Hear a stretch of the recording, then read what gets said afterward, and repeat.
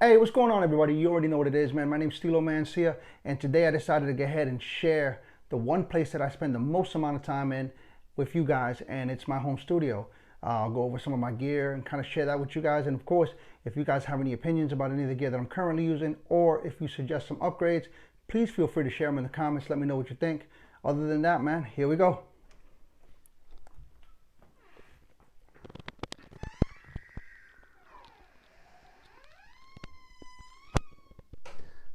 Like I said, this right here is where I spend most of my time.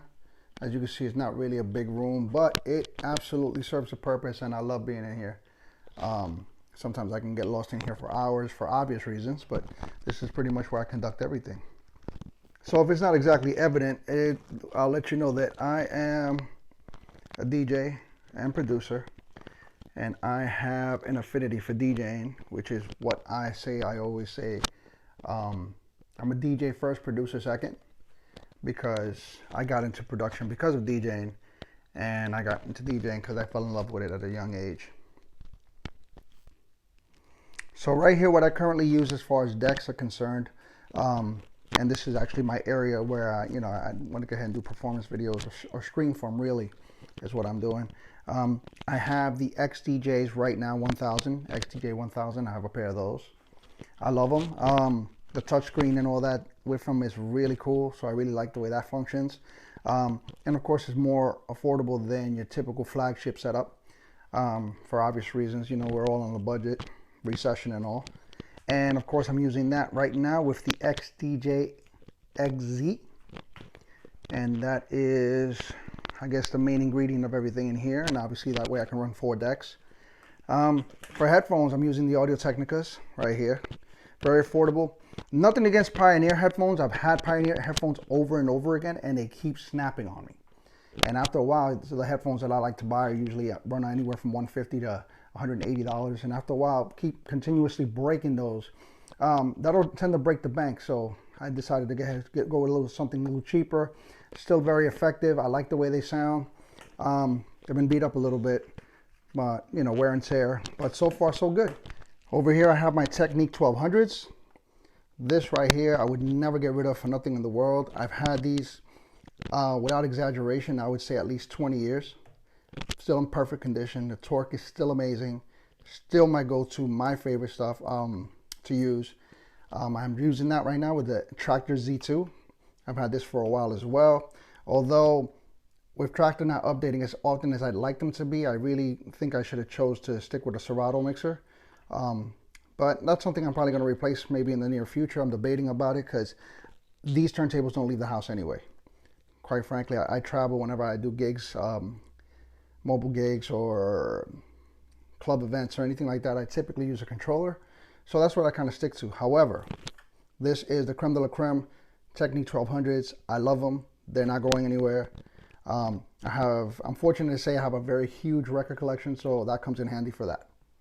This right here is my Serato Pioneer DDJ 1000 SRT. Probably one of my favorite controllers that I've ever used. My favorite now. I'm actually really sad that they're discontinuing these. Although I think my next purchase, if I decide to go with another controller, will probably be the Rev 5.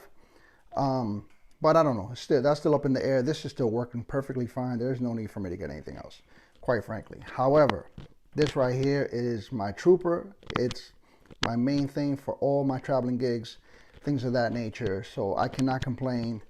The 1000 SRT.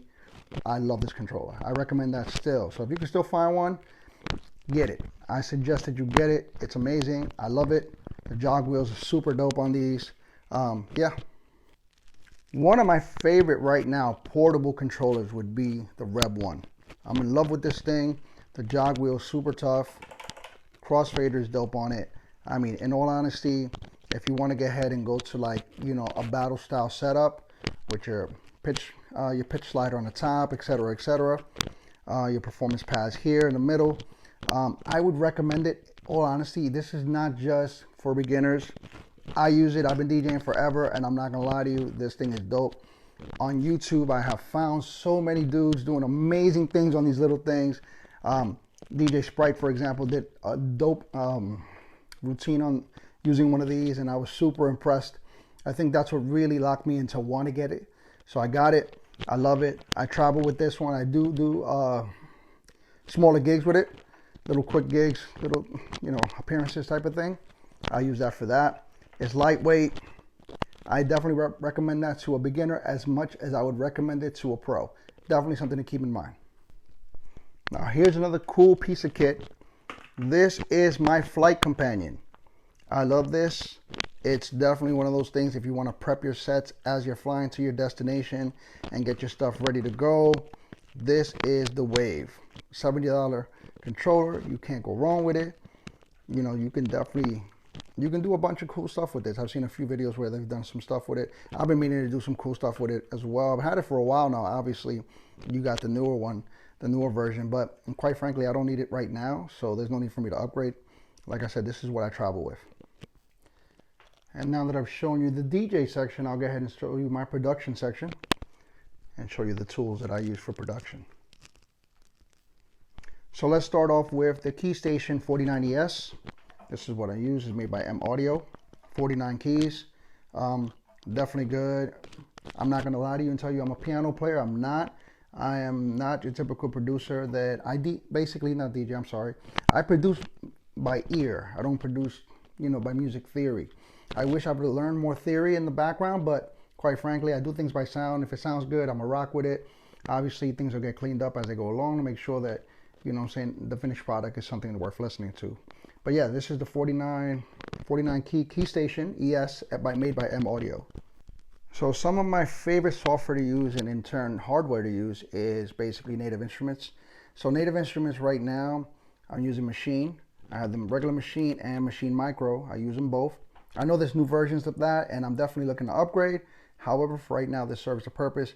This lately I've been using more if I'm traveling or if I'm going somewhere for collaborations and things like that. And this right here, that's stationary. It pretty much stays there now. Ironically enough, I do have them both hooked up, so I use them together most of the time, and it seems to be working out. Now here's a throwback, and I still use it, but I don't use it the way you would traditionally use this. So this is the Launchpad by Novation. This Launchpad, believe it or not, I actually use it when I'm mixing. I kind of have it set up so where I can kind of bring down volumes and bring out volumes, etc., depending on how many channels I'm running, obviously. And then obviously I do the same thing with this one, but this is the Mini, and that's my travel companion. That's if I'm going somewhere to do something or on the go and I want to kind of fool around with some stuff. That's what I use that one for. As far as my sound card, I'm using something very simple. It's the AudioBox USB. PreSonus. It serves a purpose. I really don't have anything too intricate, although I've had that for a long time. It's still good. I'm just one of those dudes. I don't see the point in upgrading every time just because something new came out. If it's still working for you, depending on your budget, obviously, if you want to go ahead and have the latest and greatest, then why not, right? But that's what I've been using for a long time now, and I'm pretty happy with them. Oh, happy with it. As far as speakers are concerned, right here, I'm using the BX8s and the BX5s by M Audio. Been using those for a while. Again, they still sound great as far as what I need them to do. So far, so good. I don't see myself upgrading anytime soon, but if anyone that knows me knows I've had them for quite a bit. So they would be like, it's time for some new ones. But again, not yet. Not yet. They still sound good. They still do exactly what I need them to do. So yeah. I also use the Akai MPK Mini. I have it hooked up here with my gear here on my desktop and so on. But typically I've been starting to use it with my iPad. On my iPad, I have so many cool apps.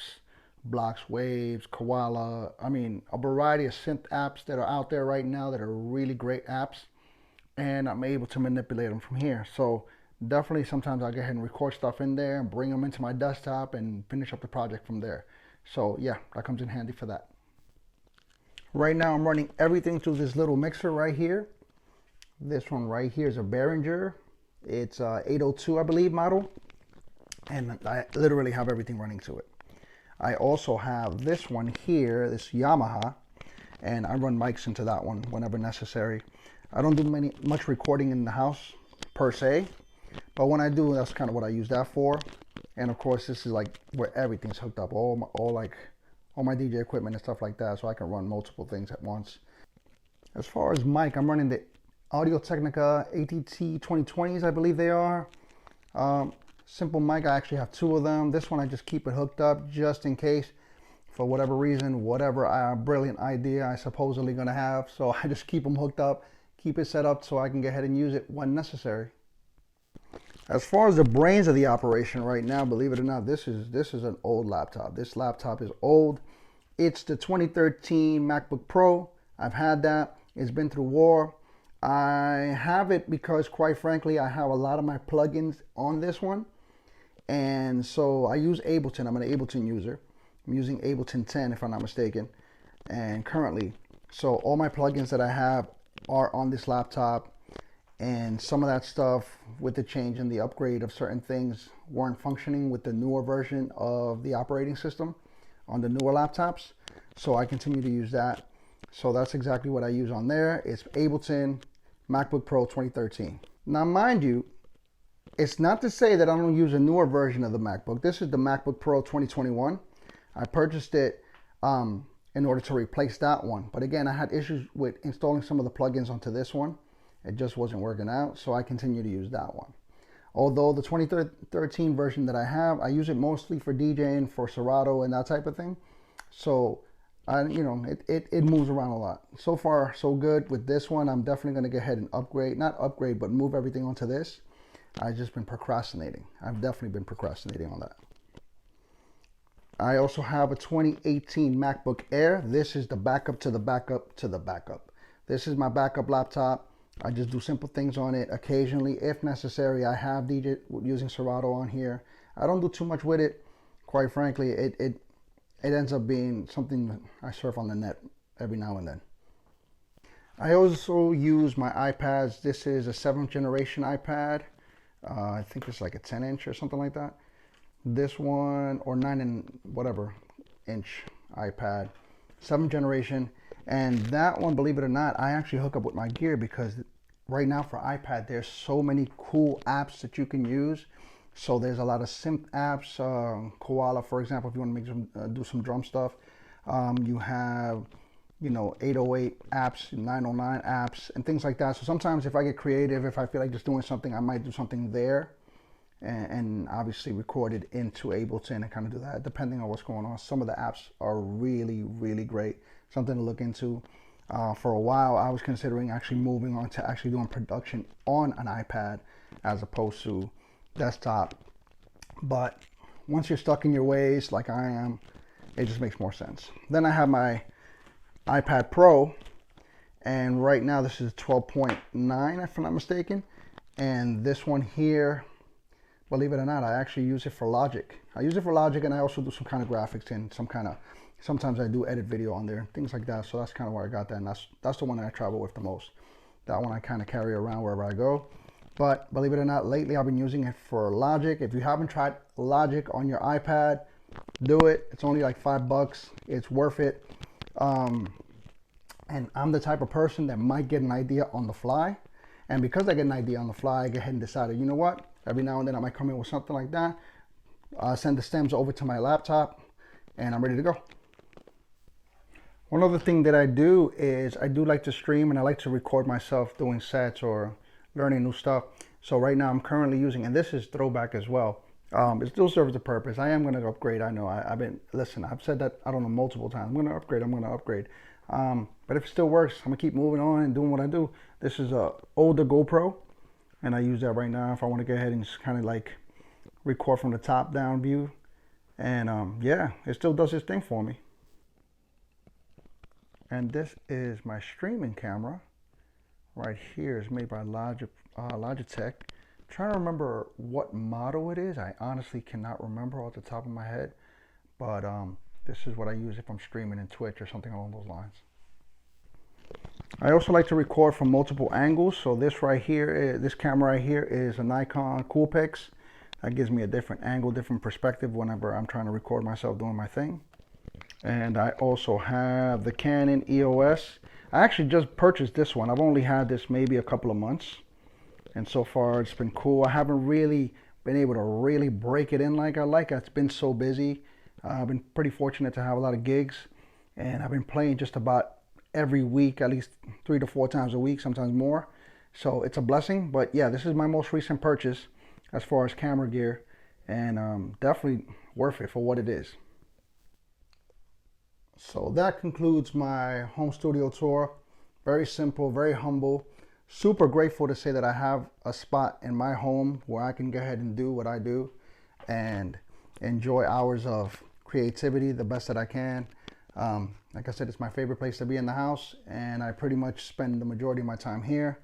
So yeah, thank you for coming and hanging out with me during this video. Please let me know what you think. Let me know what your suggestions are, what you think of the setup, what I can do better. Any suggestions are definitely absolutely welcome, and I appreciate you guys. Any comments, please leave them right there at the bottom.